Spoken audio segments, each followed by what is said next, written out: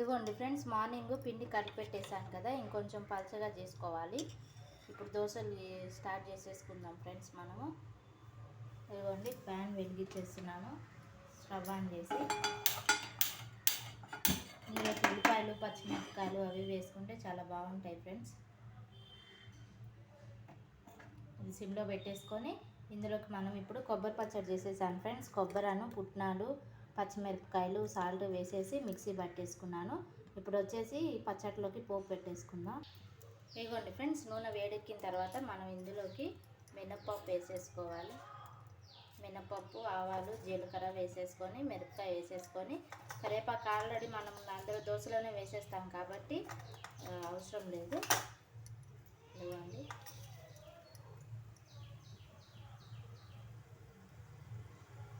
ఇదిగోండి ఫ్రెండ్స్, పోపు అంతా వేగిపోయింది కదా. ఇప్పుడు మనం ఇది మినపప్పు, ఆవాలు, జీలకర్ర తీసుకొని ఇదిగోండి కొబ్బరి పచ్చడిలో పోపు ఇలా పెట్టేసుకోవాలి. పెట్టేసుకొని ఇది మొత్తం కలుపుకుంటే మనకి దోశలోకి, రవ్వ దోశలోకి రెడీ అయిపోతుంది. ఇదిగోండి ఫ్రెండ్స్, వచ్చేసి అల్లము, పచ్చిమిరపకాయలు మనం ఇలా కలిపేసుకొని ప్యాన్ వేడెక్కగా కొంచెం నూనె వేసి వాటి మీద ఇవి ఇట్లా మనం వేసేసుకోవాలి.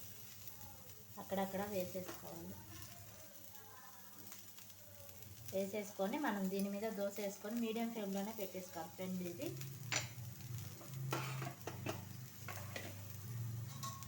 ఇప్పుడు మనము ఈ పిండి తీసుకుందాము, దోశ పిండి.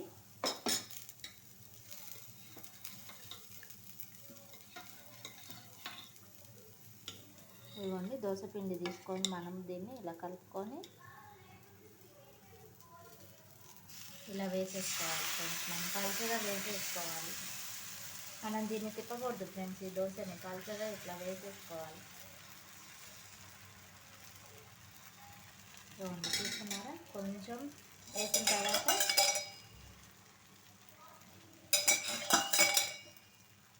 మనం ఇట్లా ఆయిల్ వేసేసుకోవాలి. ఆయిల్ వేసేసుకొని మూత పెట్టేసుకుంటే మనకి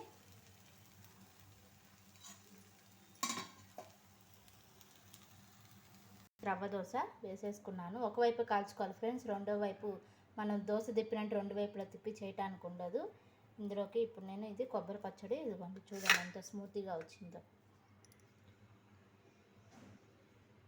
ఇదిగోండి ఫ్రెండ్స్, రవ్వ దోశ విత్ కొబ్బరి పచ్చడి కాంబినేషన్ చాలా బాగుంటుంది.